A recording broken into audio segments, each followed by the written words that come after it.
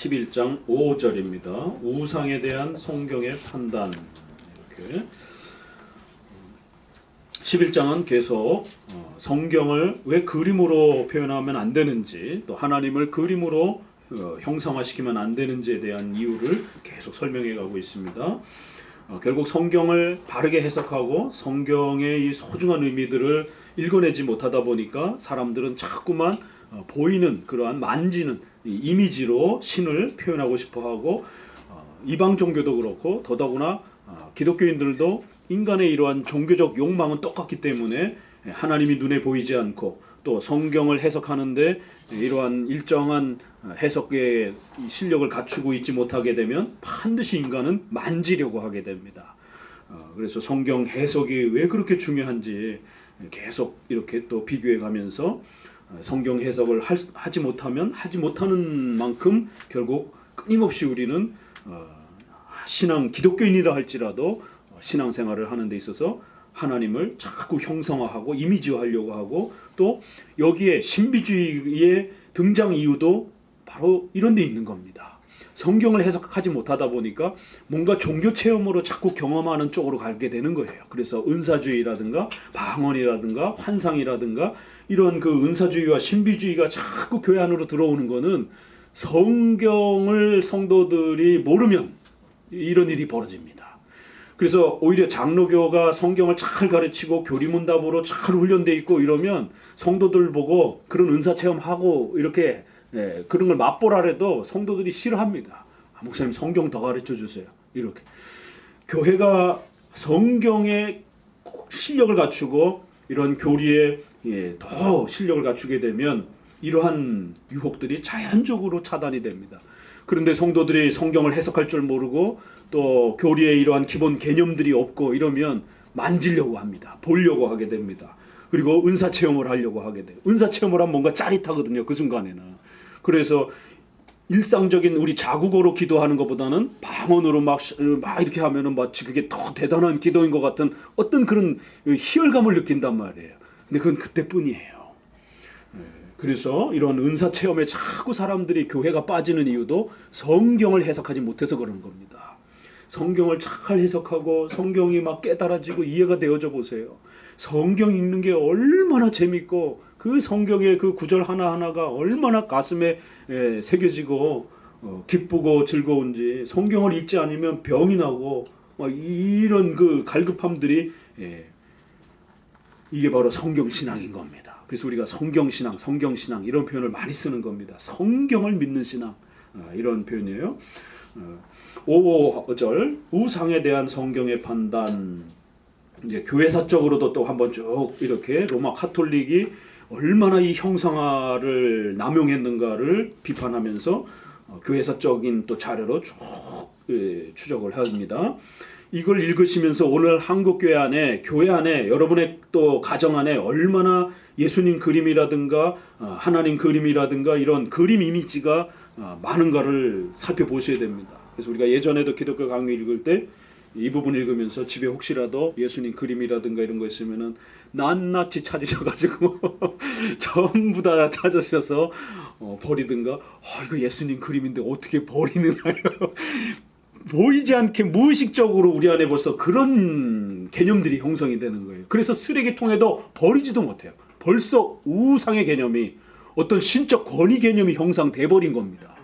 그래서 집에 이렇게 그 예수님 상 있잖아요. 목사님이 이제 요즘에는 많이 신방들 우리 코로나 때문에 어렵지만 옛날에는 정기적으로 신방을 또 가서 예배도 드리고 그러면은 목사님 예배 드릴 때 사용하라고 이렇게 설교 때 쓰는 이렇게 상을, 조그만 상을 교회용품모에서 많이 구입한단 말이에요. 그럼 거기 보면 전부 다 기독교 상이라고 또 그래가지고 예수님 얼굴이 대문짝만하게 이렇게 있어가지고 목사님이 신방 가면 제일 먼저 구석구석 어디 숨겨놓은 거 있나 이거 갖다 저기 버리세요 그러면 이제 그런 상도 이거 예수님이 이렇게 얼굴이 있는데 이거 어떻게 버리나요? 이거 이 재활용도 못하고 버리지도 못하고 이런 일이 벌어지는 거예요. 벌써 우리 안에 이 물건이 신성화된 그런 형상화된 벌써 영향을 끼치는 겁니다. 그거 함부로 못 버립니다.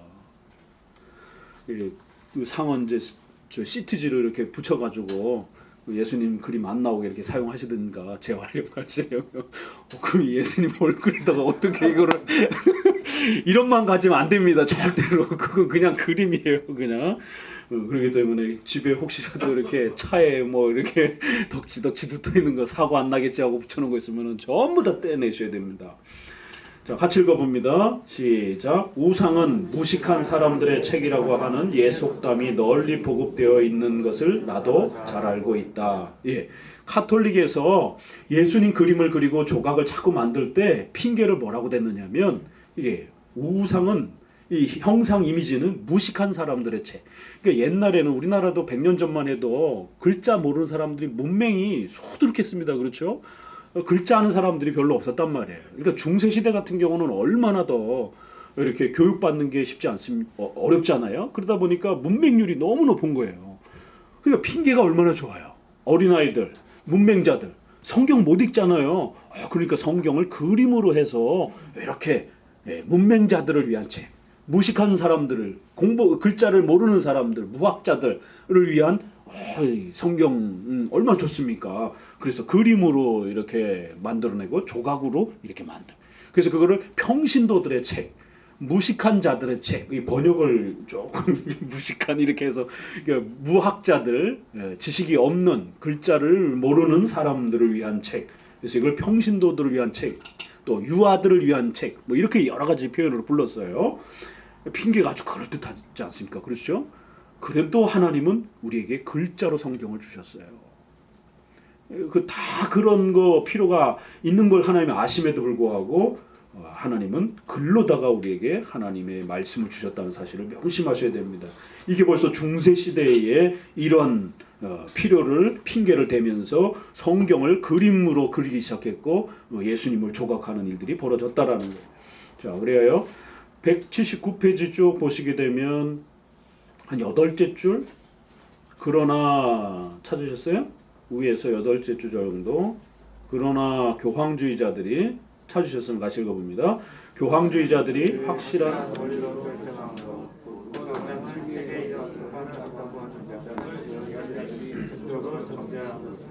모든 사람이 행복하게 하라고 나는 청구한다.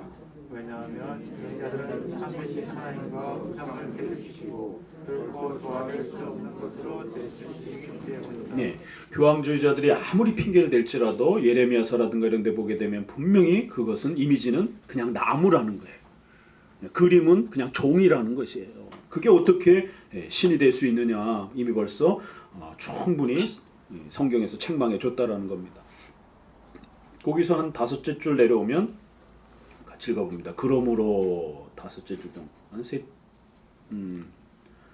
셋째 줄 정도 아래 읽으셨던 부분에서 그러므로 이 하나님을 표현하기 위하여 보이는 형상을 만든다는 것은 사악한 일이요 거짓된 일이다. 그리고 그러한 형상에서 하나님을 인식하고자 하는 자들이야말로 비참하게 속고 있는 것이다. 표현이 굉장히 거칠고 굉장히 아주 센 표현들입니다. 이렇게 그림으로 나타내고 조각으로 나타내고 이런 일들은 아주 사악한 일이요 거짓된 일이요 이러한 형상의 이런 도움을 통해서 하나님을 인식하고자 하는 이러한 보조 수단으로 이렇게 사용하려고 하는 이런 것들은 우리가 아주 비참하게 속고 있다라는 것을 정신 차려야 된다라는 거예요. 저는 처음에 이 글을 읽을 때 정말 막 부들부들 떨렸어요. 왜요? 저는 여태까지 예수님을 그림으로 그리고 저 주일학교 선생님으로 하면서도 그걸 아주 제가 어렸을 때 꿈이 화가여가지고 예수님은 아주 잘 그린다라고 선생님들 목사님이 칭찬을 많이 해주셨거든요. 그래갖고 교구라 그러죠. 이렇게 매주 갈 때마다 이렇게 예수님을 참 멋있게 이렇게 해서 한 번은 신약의 복음서에 이런 걸 통해서 또 막 이렇게 상상의 나래를 펼쳐가면서 그래서 이렇게 막 왜 우리 입체 그림책 같은 거 그걸 벌써 또 한 30년 전에 예수님이 이렇게 동산에서 쑥 올라오는 거를 이렇게 입체 그림책처럼 이렇게 하고 얘들아 이러면서 예수님이 무덤에서 이렇게 쫙 부활하셔서 그러면서 무덤이 쫙 깨지는 이런 것들을 한번 만들어 보기도 하고 그럼 애들은 와 하고 이렇게 박수 치고 이러면 이게 속고 있는 겁니다. 우리가 비참하게 속고 있는 것이다. 그래서 조심해야 된다라는 겁니다. 이게 벌써 교회사 속에 이런 일들이 있었고 이런 일들이 책망을 받았다라는 거예요. 6절 교회의 교리도 우상에 대하여 달리 판단한다. 번역이 조금 이 부분은 좀 고쳐야 돼요.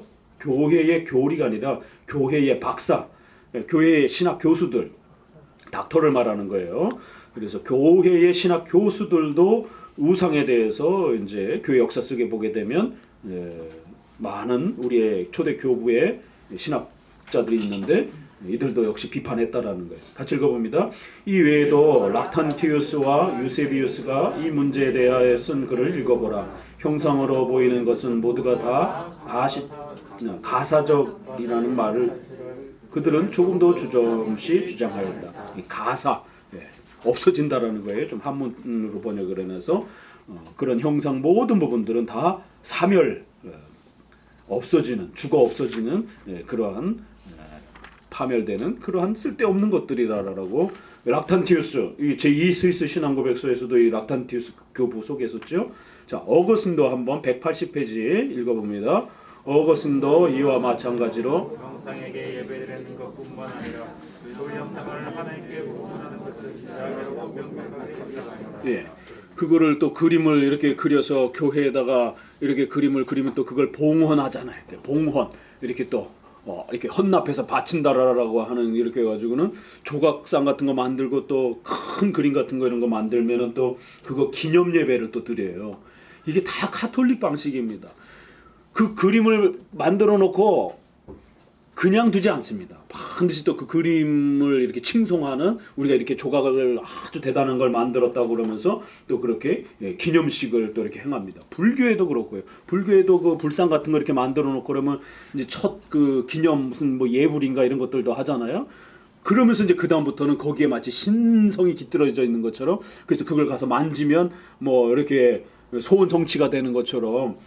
그래요. 저기 그 저는 안 가봤는데 TV에서만 봤는데 그 불상 중에서도 왜 갓 쓴 불상 왜 있잖아요. 저쪽 그 밑에 지방 쪽에. 그래갖고는 거기는 뭐 수능 때 되면은 아주 전국 팔도에서 고3 수험생 부모님들이 그냥 그 앞에 와서 저기 그게 이제 유명한 불상이긴 한데 이렇게 갓을 이렇게 썼어요. 그래갖고는 학자 비슷한 그런 그래갖고는 공부의 능력을 주는 불상이다 이래가지고 전국의 고3 부모들이 와가지고 기도하고 참 웃지 못할 이제 이런 일들이 벌어지는 거죠. 또 어떤 불상은 코가 이렇게 참 멋있게 생겼으면 그 불상은 이제 애를 낳게 해준다라고 또 뭐 이제 이런 불상. 제주도의 하루방처럼 뭐 이런 게 이제 불상마다 또 이제 이런 어떤 특징들을 또 이렇게 강조하면서 사람들에게 돈을 결국 또 요구하고 또 기도하면서 돈 바치라고 하는 이제 이런 형태들이 끊임없이 교회사 속에, 인류 역사 속에 이렇게 비슷하게 쓰여지는 거예요. 봉헌하는 것은 죄악이라고 아주 분명하게 어거슨도 이렇게 비판했다라는 거예요. 엘비라 교회 회의,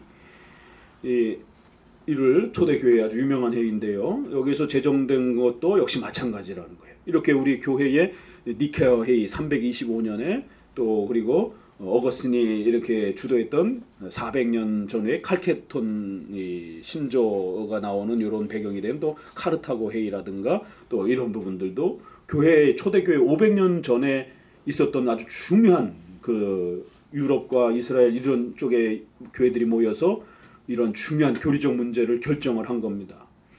그럴 때 이러한 예수님의 그림이라든가 이런 부분들을 어떻게 교회에서는 판단해야 되는지에 대해서 아주 분명하게 선을 걷다라는 거예요. 그리지 말라라고. 그 중에 제 36장에 같이 읽어봅니다. 교회당 안에 화상이 있어서는 안 되며 예배를 받든가 찬양받아야 할 것이 벽에 그려져서도 안 된다라고 분명히 그 공적 회의 속에서 결정을 했다라는 겁니다. 공부를 안 하니까 목회자도 그렇고 성도도 그렇고 버젓이 교회 안에다가 예수님 그림을 그려놓고 그걸 쳐다보면서 경외감을 느끼고 이러는 겁니다. 이 기독교 강요만이라도 목회자들이 읽어봤으면 그런 행동들을 하지 않는다라는 것이에요. 성도들이라 할지라도 최소한 기독교 강요만이라도 우리 성도들이 읽었다라면 집안에 덕지덕지 그렇게 예수님 그림 그려놓고 귀신이 안 들어오겠지 이러면서 이게 다 불교와 이런 우리 그 무당 이런 그 부적 붙여놓고 이런 샤머니즘들이 기독교랑 막 결합이 되면서 귀신이 이렇게 못 들어오도록 예수님을 그림을 붙여놓은 겁니다. 옛날에는 거기다가 명주실에다가 북어를 붙여놓고 부적을 붙여놓고 이랬던 게 예수님 그림으로 바뀌었을 뿐이에요. 아무것도 바뀐 게 없습니다. 그럼 귀신이 못 들어옵니까? 귀신은 악한 영은 내 마음속에 시기와 질투와 미움은 내 마음에 가득한데 바깥에서 들어오는 귀신은 안 무섭고 내 안에 시기 질투하는 거는 괜찮습니까? 예수님이 우리 마음에서 우러나오는 게 더 악하다. 우리 입으로 들어가는 게 더러운 게 아니다. 이렇게 경고하신 걸 잊어서는 안 됩니다. 이렇게 엘비라 총회에서도 교회 벽에 이렇게 교회당 건물의 벽에 예수님을 그리지 말라라고 이렇게 아주 선명하게 결정을 내렸다라는 겁니다. 쭉 내려오셔서 어디로 보시냐면 15 그 밑에 둘째 줄 아래 15라고 하는 번호에서 두 번째 줄 아래 그리고 유형적인 형상이 찾으셨어요? 읽어봅니다. 유형적인 형상이 하나님에 대한 인간의 경외를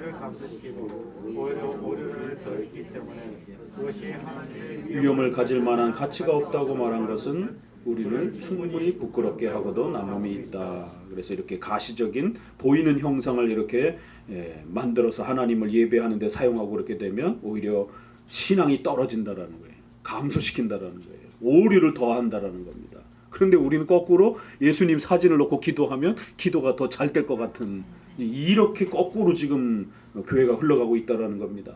이걸 책망하고 있는 게 지금 중세 시대의 이러한 로마 카톨릭의 악행들을 칼빈은 루터는 책망하면서 종교 개혁을 일으켰던 겁니다. 그런데 지금 한국 교회가 거꾸로 가고 있잖아요. 그 다 없앴던 것을 다시 또 교회 안에 로마 카톨릭의 이런 잔재들을 복원시키는 이런 일들이 벌어지고 있는 겁니다. 쭉 내려오셔서 첫째 이렇게 해서 인간이 저지른 하나님에 대한 최초의 오류는 형상에서 시작된 것이 아니라 이 새로운 요소가 가해지자 오류가 증가된 것이라고 지적한다. 그리고 둘째, 형상의 어리석음과 그 둔하고 불리합리한 고안으로 말미암아 하나님의 신성이 쉽게 멸시를 당했기 때문에 하나님에 대한 경외가 감소되고 심지어는 파괴된다라고 이렇게 어거스틴은 거듭거듭 경고했다라는 것이. 밑에서 둘째 줄 한번 읽어봅시다. 마지막 밑에서 둘째 줄. 그러므로 바르게 배운 사람은 하나님의 알아야 할 것을 상주의 다른 자료에서 배워야. 그림이나 이미지에서 찾지 말고 다른 자료, 오직 성경에서 찾으라는 것이에요. 그 13번 밑에 어거스틴의 그 표현 구절도 기독교 성전에 하나님의 형상을 설치하는 것은 죄악이다. 이게 어거스틴의 신앙과 신조라고 하는 이 유명한 또 이 글에 이렇게 또 표현되어 있기도 합니다. 자, 7절 옆에 페이지 181페이지 교황주의자들의 형상물은 전적으로 잘못된 것이다. 그래서 로마 카톨릭의 이제 이러한 그 그림과 조각에 대해서 한번 살펴보자라는 거예요. 읽어봅니다. 교황주의자들이 조금이라도 수치를 느낄 줄 안다면 형상물이 무식한 자의 책이라고 하는 속임수를 써서는 안 될 것이다. 이렇게 해서 자꾸 어린아이들 또 문맹자들을 위한 이러한 신앙의 보조도구라고 자꾸 핑계대지 말라라는 거예요. 그래서 왜냐하면 그것은 성경의 많은 증거에 의해 명백하게 반박되기 때문이다. 그 밑에 두 번째 줄 아래 그들이 하나님을 대신 이와 같은 괴물을 만들어 놓았다는 것은 너무도 잘 알려진 사실이다. 그들이 만든 성자의 계속 읽으세요. 화상 혹은 조상은 가장 음란한 신뢰가 아니고 무엇이겠는가. 이런 표현들 그냥 읽을 수가 없잖아요. 괴물, 가장 음란한 이러한 신성 모독적인 행위. 그러니까 우리가 구약에 보게 되면 간음을 했다, 우상 숭배했다 이런 표현들 많이 나오잖아요. 이런 표현이 그대로 적용이 될 수 있다라는 겁니다. 이런 행위들을 하게 되면. 그러니까 구약의 이스라엘 백성들이 신앙이 없어서 책망을 받은 게 아니에요. 하나님을 예배한다라고 그러면서 엉뚱한 걸 이렇게 자꾸 이렇게 채워 넣어가지고 그래서 책망을 받는 겁니다. 금송아지 사건도 그렇고. 가로 안에 그 다음 단락 만일 교회가 그 의무를 다했더라면 무식자는 한 사람도 없었을 것입니다. 목사님이 1시간 내내 강해 설교하고 오후에 또 이렇게 1시간 내내 교리 설교하고 또 주중에도 우리 대우리 문답도 나오고 신약 고린도서 강해도 진행되고 있어요. 이렇게 열심히 성경을 가르치면 성도들이 무지해지지 않는다라는 거예요. 성도들이 계속 성경 해석을 듣잖아요. 그러면 7대 교리는 계속 반복이 돼요. 그렇죠? 그래서 계속 고린도서에서도 7대 교리, 로마서에서도 7대 교리, 그 풍성함들을 맛보는 겁니다. 시편에서의 또 7대 교리. 그래서 계속 성경을 이렇게 읽다 보면 이런 단어는 이렇게 해석하는 거구나, 이런 문장은 이렇게 해석하는 거구나, 이거는 이렇게 우리 장로교에서는 해석해 왔구나. 목사님 계속 그거를 알려주잖아요. 이런 구절들은 기름 부으심, 또 뭐 이런 것들은 회중파나 로이드 존스라든가 이런 분들은 자꾸 제2차 능력 세례라고 자꾸 이렇게 해석을 해요. 그렇지만 고린도서에 있는 그런 기름 부으심이라든가 이런 부분들은 우리는 중생 세례로 해석합니다. 우리가 처음 예수님을 믿게 되었을 때 바로 성령께서 우리를 중생시켜 주는 것을 그렇게 성령의 기름 부으심이다 이렇게 주로 표현한단 말이에요. 장로교는 우리가 하나님 앞에 거듭나는 그 성령의 불가항력적인 은혜를 그렇게 성령께서 임하셔서 우리를 강력하게 살려주시는 그러한 그 은혜를 기름 부으심의 은혜다 이렇게 표현을 하는 걸로 해석을 하는데, 이런 회중파나 은사주의자들이라든가 또 개혁주의권 내에서 가장 많이 선호하는 로이드 존스의 이런 로마서라든가 이런 고린도서의, 한국교회 안에 로마서가 얼마나 로이드 존스의 로마서가 인기입니까? 근데 거기서 로마서에서 말하는 이런 성령 세례라든가 이런 부분들은 전부 다 오순절식 해석이에요. 그렇기 때문에 이런 부분들 주의해서 읽어야 된다라는 겁니다. 제2의 능력 세례, 그게 방언이든 어떤 다른 은사 체험이든 이런 제2의 능력을 체험하는 그런 기름 부으심이다. 그럼 그런 기름 부으심 없는 성도들은 어떡할 거예요? 벌써 이런 문제가 발생이 되는 겁니다. 그걸 자꾸 능력 세례나 이런 또 다른 어떤 그러한 능력을 체험하는 이러한 그 기름 부으심으로 해석하게 되면 그거 못 받은 성도들은 어떡할 거냔 말이에요. 제가 그래서 예전에 전도사 때도 부흥사가 와가지고 하도 집회하고 막 방언 집회하고 막 이러니까 이 청년 중에 한 분이 잊지를 못합니다. 선천적으로 아주 조용하고 성격이 얌전하고 그런 분이에요. 막 뭐 코카콜라, KBC, MBC 막 억지로라도 시키는데 다른 사람들은 웬만큼 하더라고요. 근데 이 자매는 그렇게 시키는데도 마이크 갖다 들여대고 뭐 할렐루야, 뭐 임마누엘 다 막 시키는 거 따라 억지로 시키는 거예요.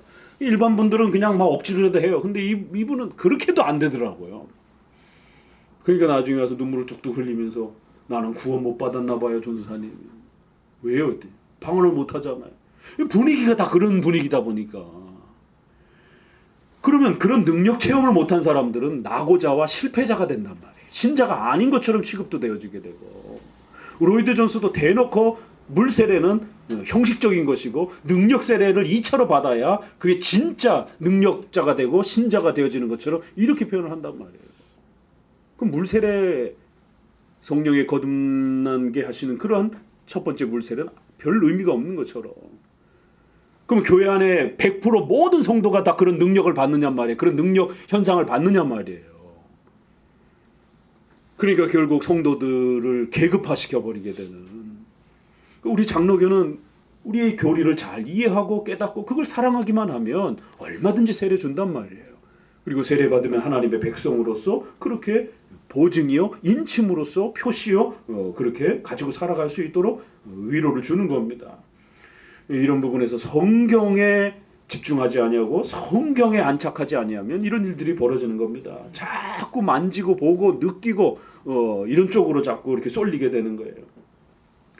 성도들에게 열심히 성경을 가르치고 교리를 가르쳤다라면 교회 안에 무식자가 없다라는 거예요. 그건 결국 목회자 1차 책임이라는 거예요. 2차는 이제 설교 시간에 졸고 교리 시간에 안 듣고 설교 피드백 하라 그랬더니 안 적고 이제 이런 분들이 못 쫓아오는 것이죠. 그러니까 열심히 목회장 가르치고 또 성도들은 열심히 또 교리 공부하고 설교 강해 설교 또 잘 이렇게 꼼꼼히 적고 주중에 자기가 적은 거 이렇게 잘 또 묵상하고 이런 훈련들을 자꾸 해야 성경 해석 훈련이 느는 겁니다. 그냥 듣기만 한다고 해서 느는 게 아니에요. 만일 교회가 그 의무를 다했다라면 열심히 가르치고 열심히 배우는 이러한 교육의 의무를 다했다라면 성도들이 무식해지지 않았을 것이다라는 거예요. 한 사람도 없었을 것이다. 그건 결국 교회가 게을르고 태만히 목회자가 성도들에게 교리를 강해 설교, 성경을 안 가르쳤기 때문이라는 거예요. 그 이제 많은 분들이 신목사님 하면 저 장로교 너무너무 강조하는 목사님 이제 인터넷에 이제 늘 제가 장로교를 너무너무 사랑하는 이렇게 모습으로 이렇게 늘 이야기를 하다 보니까 예, 또 이렇게 회중파까지도 이렇게 비교를 해가면서 장로교가 우리 기독교 역사 속에 가장 전통이 오래됐고 또 가장 건강한 훌륭한 이러한 교리의 내용들을 그대로 사도적 신앙을 그대로 간직하고 있는 교파라라고 늘 자랑스러워한단 말이에요. 그거하고 신목사님은 왜 이렇게 성경을 강조하는지 성경만 읽어야 된다라고 성경 배우라라고 전 그 두 개만 족합니다.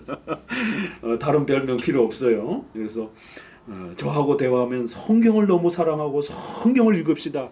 성경의 이 가르침들을 잘 이해해 봅시다. 그래서 성경을 자세히 가르쳐 주려고 애썼던 그런 목회자라고 나중에 제가 죽으면 꼭 비석에다가 저희 선생님이 본인 돌아가실 때 비석에다가 이거 남기라라고 그렇게 유언을 하셨어요. 그래가지고 그런 부분에서 저희가 제자들이 기억하고 이렇게 남겨놨는데 저 죽으면 장로교를 사랑한 목회자, 성경을 너무너무 사랑한 목회자 그 두 개만 적어놔 주세요. 자, 그러나 이것은 같이 읽어봅니다. 이것은 그 성스러운 곳에서 신자들을 가르칠 방법이 아니라고 계속 읽어봅니다. 우리는 또한 답변할 것이다. 오히려 하나님은 그러한 쓰레기 같은 것과는 전적으로 다른 것을 여기서 그러길 원하신다.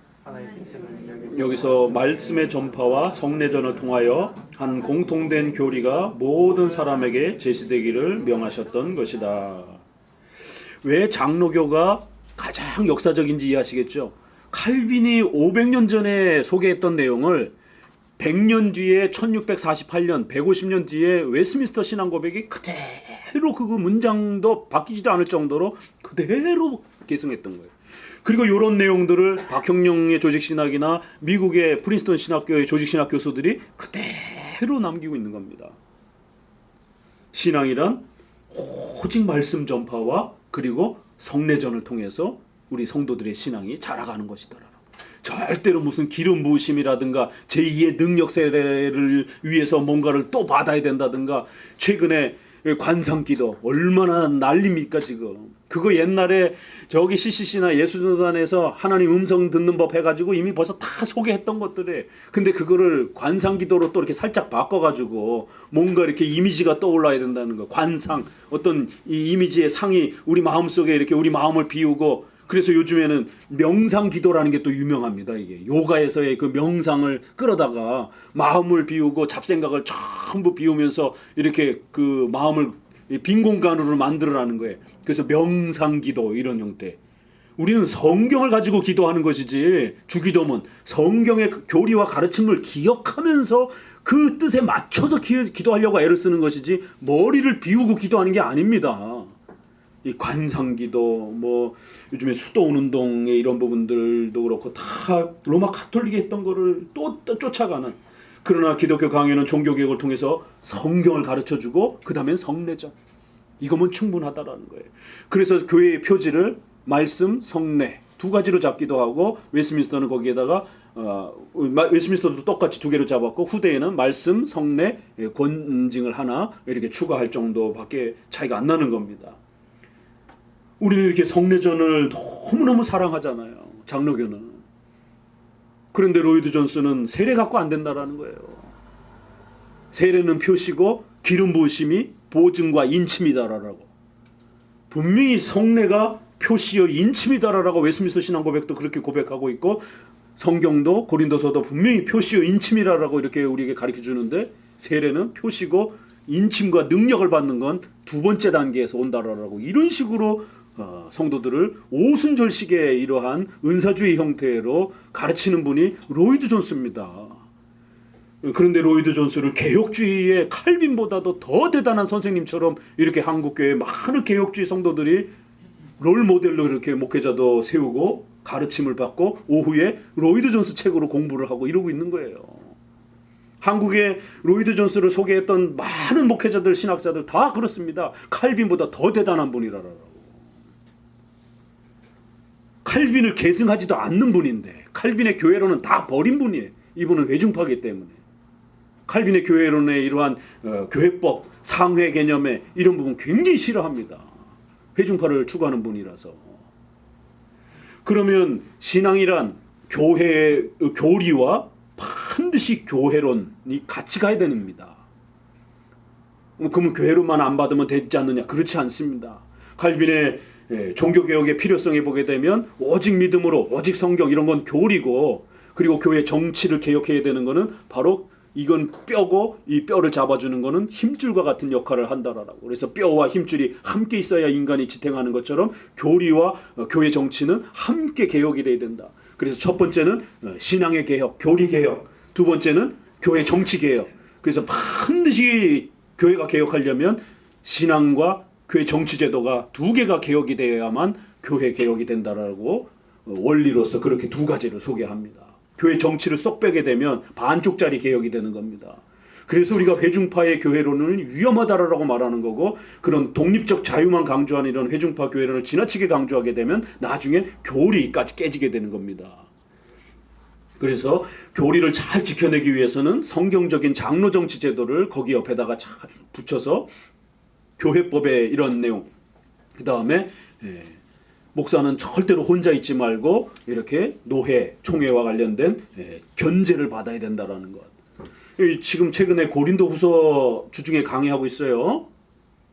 꼭 쫓아서 들어보세요.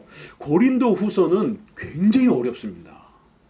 고린도전서는 좀 쉬워요. 뭐 재판 얘기도 나오고, 뭐 거기 소송 얘기도 나오고, 뭐 이렇게 주제가 선명한데, 고린도후서는 도대체 뭘 말하는 건지 중간중간에는 좋은 편들이 많이 있어요. 그런데 전체적인 흐름이 도대체 뭘 말하는 건지가 이렇게 선뜻 잘 들어오질 않습니다. 고린도후서가. 그래서 이번에 제가 고린도후서 전체 흐름이 어떻게 읽어야 되는지를 조목조목 이렇게 계속 설명해 가고 있어요. 고린도후서는 전체가 바울이 자기 변명을 하고 있어요. 자기 사도권에 대한 보증을 해달라라고, 인정을 해달라라고 사도권에 대해서 계속 이렇게 변호를 합니다. 내가 너네 고린도 교회 바로 가지 못하고 마게도냐를 내가 먼저 간 거는 너희가 싫어서가 아니고 그것 때문에 싸움이 벌어졌어요. 그래서 바울파, 게바파, 아볼로파. 그러니까 성경 해석이 이렇게 중요한 겁니다. 성경의 흐름과 그 성경의 맥락을 잘 모르다 보니까 성경을 읽어도 재미가 없는 거예요. 도대체 뭘 말하고 있는 건지, 뭘 말하는 건지를 모르니까 오늘 우리 시대에 뭘 적용해야 되는지를 모르는 겁니다. 고린도 교회에 먼저 가지 않고 마게도냐 교회를 먼저 가버렸어요. 처음에는 고린도 교회를 먼저 가려고 계획을 했다가 어떤 일정의 변경 때문에. 그래서 바울파, 게바파, 아볼로파 가뜩이나 파벌이 있었는데 이 반대파들이 그걸 빌미 삼아서 봐라, 바울은 고린도 교회 싫어해. 정이 떨어졌어 벌써. 다른 데에 더 마음이 가나 봐. 그렇기 때문에 바울은 이랬다 저랬다 하는 사람이야. 신용이 없는 사람이야. 어떻게 목사가 이랬다 저랬다 해. 거짓말했던 거야. 이러면서 이제 바울의 사도권을 비판하고 조롱하고 공격하는 겁니다. 광명의 천사처럼 거짓 일꾼들이 교회 안에 들어온다라고 하는 그 유명한 구절이 고린도 후서 11장에 들어가 있어요. 그 다음에 3층 천국의 이런 신비로운 경험을 하는 게 고린도 후서 13장에 들어가 있습니다. 그리고 11조 헌금에 대한 그 유명한 이야기가 신약 성경에서 가장 많은 분량의 돈 얘기가 하필이면 고린도 후서 8장 9장에 들어가 있어요. 두 장에 걸쳐서. 신약에 이렇게 많이 헌금 얘기한 데가 없습니다. 다른 데는 그냥 한 절, 두 절 짧게 하는데 고린도 후서는 두 장에 걸쳐서 헌금 이야기를 합니다. 이 개별적으로 이게 왜 이런 얘기들이 여기 들어가 있는가? 이게 전체 흐름에 보게 되면 다 사도 바울의 사도권을 변호하는, 그래서 자기 변명 같은 그런 글이에요. 내가 이래서 어쩔 수 없이 내가 고린도 교회를 먼저 가지 못했고 마게도냐를 먼저 간 거다. 이해해다오. 이것 때문에 혹시라도 나를 미워하거나 오해하면 안 된다.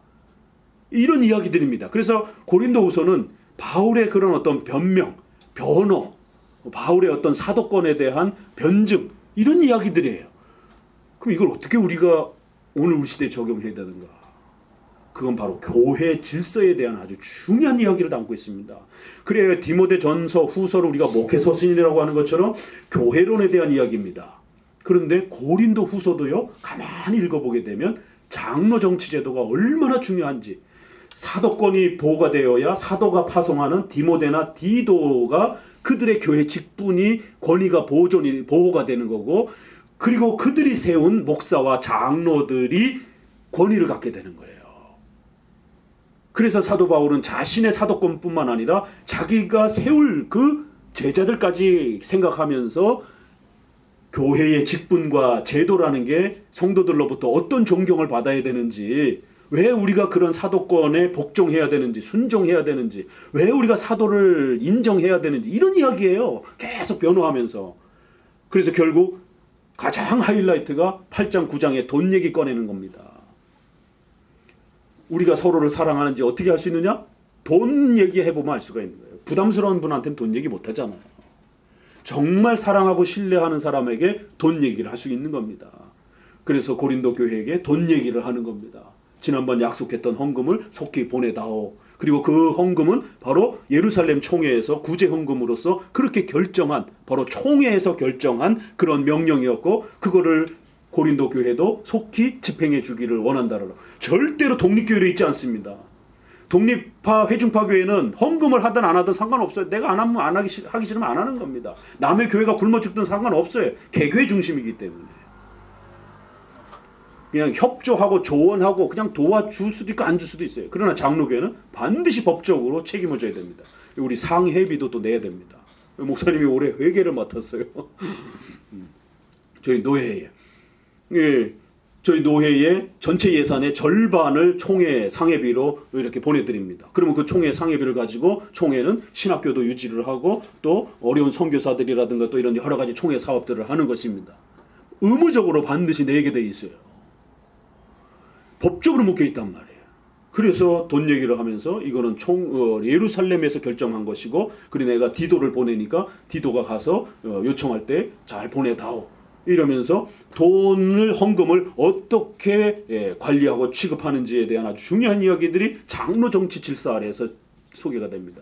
그러면서 여러 교회를 통해서 이제 이러한 것들이 보증받은 것이다 라고 하면서 이렇게 여러 교회가 이러한 책임을 짊어져야 된다라고, 이러한 장로 정치 제도에 대한 교회 직분론과 제도 개념의 중요성이 목회 현장에서 우리 성도들에게 얼마나 필요한지 고린도서는 그런 이야기들이에요.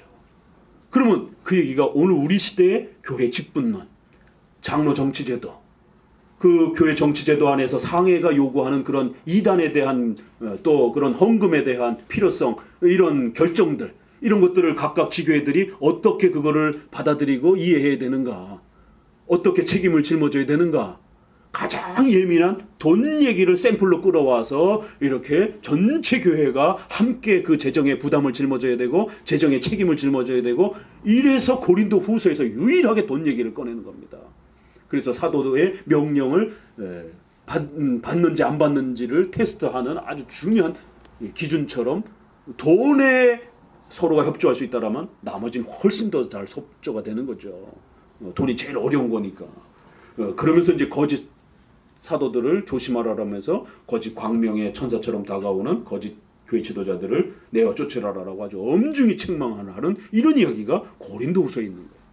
그래서 고린도후서는 교회 직분과 제도의 이러한 소중함이 우리에게 가르쳐주는, 어떻게 보면 목회서신처럼 교회론의 중심이 되는 그런 내용입니다.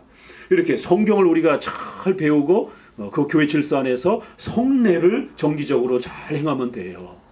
이제 좀 우리 코로나 이후에 다음 달에 그동안 미뤄뒀던 성찬식을 행합니다. 잘 준비하셔서 12월 말일에 성찬에 참여하시기를 바랍니다. 이 성찬은 우리에게 너무너무 소중한 거기 때문에. 근데 장로교만 이렇게 성례를 강조하지 그 외에 일반 복음주 교회들은 이렇게 성례 많이 강조하지 않습니다. 근데 칼빈의 기독교 강의를 보세요. 얼마나 성례를 강조하는가. 다른 거 필요 없다라는 거예요. 그런 거 그림으로 자꾸 그리고 이 쓰레기 같다라는 거예요. 이거 굉장히 가격한 표현이잖아요. 그런 거에 집중하지 말고 말씀 전파와 성례전에 집중하라는 거예요. 밑에서 둘째 줄, 실로 나는 오늘날도 그러한 책 없이는 아무것도 할 수 없는 사람이 적지 않게 있다는 것을 인정한다. 그러니까 이런 문맹자들이 있다라는 거 칼빈도 인정하는 거예요. 그러나 그렇다고 해서 성경을 그림으로 그릴 필요는 없다라는 거예요. 왜요? 성령 하나님께 맡기라는 거예요. 그리고 글자를 몰라도 목사가 설교를 하면 들을 수 있잖아요. 아이들이 글자를 몰라도 엄마가 음성으로 얘기를 해주면 들을 수 있잖아요. 그런데 왜 자꾸 문맹 탓만 하냐라는 거예요. 그래서 분명히 그런 문맹자들이 있다는 건 인정하지만 그렇다고 해서 그림이 꼭 절대적인 방법이다라고 말해서는 안 된다라는 거예요. 자, 첫 번째 줄 182페이지 읽어봅니다. 그들을 교육하기에 적합했던 그 교리를 탈취당한 데에서 온 것이 아니고 어디서 왔겠는가. 그러니까 성도들이 이렇게 무식하게 된 거는 뭐라고요? 교리를 빼앗겨서 그렇다는 거예요. 오늘 한국교회 안에 교리 얼마나 싫어합니까? 벌써 제가 별명이 하나 더 붙었던데요. 스콜라지 교리주의자 신 목사님은 교리만 너무 강조하는, 성경을 안 가르치고 웨스민스터 교리만 너무 강조하는 교리주의자라고 벌써 별명이 그렇게 붙었어요. 예, 성경의 교리, 또 그 요약한 사도신조와 웨스민스터와 같은 이런 교리를 안 가르쳐서 성도들이 무식하게 된 거다라고 칼빈이 이렇게 벌써 우리 선조들이, 종교개혁을 한 선조들이 이렇게 글로 남겨놓은 겁니다. 교리를 탈취당한다 기 때문에 그림을 자꾸 그린다라는 거예요. 실로 교회의 지도자들이 가르치는 임무를 우상에게 넘겨줘 버렸다라는 거예요. 그들이 벙어리였다는 것 위에 다른 이유가 없다. 기독교 강요 읽다 보면 원숭이, 벙어리 이런 얘기 많이 나옵니다. 이게 문맥의 흐름에서 잘 보세요. 결국 목사들이 벙어리가 되어서 성도들을 제대로 가르치지 않아서 이런 일들이 벌어진 것이다라는 거예요. 로마서 5장 10절 쭉 내려오셔서 칼빈의 이러한 모든 설명도 다 이게 성경 해석이에요. 칼빈이 무슨 뭐 철학을 이야기하고 역사를 이야기하는 게 아니라 바로 성경을 해석하면서 성경의 관점에서 보니까 이런 그림과 이런 형상을 만들어서는 안 된다라고 계속 성경의 이러한 경고가 그런 의미다라고 해석해 주는 겁니다. 우리는 그런 칼빈의 해석을 가장 잘 해석된 걸로 또 존중하고 오늘 우리가 함께 또 따라가는 거예요. 로마서 5장 10절에 대한 이러한 내용에서도 충분히 또는 진실하게 배웠다고 하면 대체 무슨 목적으로 나무와 돌과 금, 은으로 그렇게 많은 십자가상을 교회 도처에다가 세웠겠는가. 이 한 가지 교리만으로도 나무와 돌로 만든 1000개의 십자가상에서보다 더 많은 것을 배울 수 있었다라고 이렇게 교리 하나 배우면 1000개의 그렇게 십자가상을 세워놓고 그렇게 경외감을 갖는 것보다 훨씬 낫다라는 거예요. 마지막 절 같이 읽어봅니다. 그러나 탐욕적인 사람들은 하나님의 말씀을 듣는 것보다는 오히려 그 문으로 만든 십자가상의 마음과 눈을 더 십자가게 말씀을 듣지 않냐면 바로 이런 일이 벌어진다라는 거예요. 이건 인간의 종교적인 탐욕 때문에 그렇다라는 거예요. 종교 체험에 대한 그런 탐욕 때문에 성경을 모르면 반드시 이런 일이 벌어진다라는 겁니다. 교회 오실 때 십자가 목걸이로 이렇게 우리 여성분들 달고 오셨으면 목사님이 거두어다가 구제원금으로 쓰든가 그러니까 저기 십자가 목걸이 뭐 이런 거, 십자가 반지 막 이런 건 너무 이렇게 하지 마시고 그냥 예쁜 그냥 뭐 금 14K, 18K 이렇게 체인으로 된 뭐 이렇게 이쁘게 만들어서 그냥 이렇게 현대 유행에 따라서 이렇게 아름답고 예쁘게 이렇게 하고 다니시면 돼요. 꼭 굳이 그걸 거기다 십자가를 달아야 마치 귀신이 안 들라붙고 막 이렇게 막 능력이 생기고 이러면 이게 부적이 돼 버립니다. 그러니까 절대로 그런 이런 형상적 행위, 여기는 이제 십자가까지 나오잖아요. 십자가상. 그 십자가상조차도 그렇게 결국 형상화되는 도구로서 역사 속에 사람들의 마음을 빼앗는 그런 많은 형태로 우상적인 미신적인 어떤 도구로 많이 쓰였다라는 거예요. 그래서 영화에도 보게 되면 드라큘라가 이렇게 귀신 내쫓을 때 카톨릭 사제들이 십자가 이렇게 막 갖다 들이대고 그런 다음에 성수 막 뿌리고 그 물이 뭔데요? 그게 아무 물도 아니에요. 그게. 그런데 이제 그들은 이제 그게 마치 대단한 물인 것처럼 그렇게 해가지고는 또 십자가가 아주 대단한 어떤 능력을 지닌 것처럼 그러다 보니까 교회에도 십자가가 덕지덕지 붙은 거고 집에도 십자가가 덕지덕지 그렇게 설치가 되고 거기 앞에서 기도를 하게 되는 이런 일들이 벌어지는 거예요. 전부 다 정리하시기 바랍니다. 아까워하지 마시고 금이나 14K, 18K로 돼 있으면 그 녹여가지고 다시 이렇게 예쁜 걸로 다른 장식으로 사용하셔도 충분히 돼요. 꼭 굳이 십자가로 만들지 않아도 됩니다. 자, 오늘은 7항까지만 이렇게 7절까지만 보도록 합니다. 기도합니다.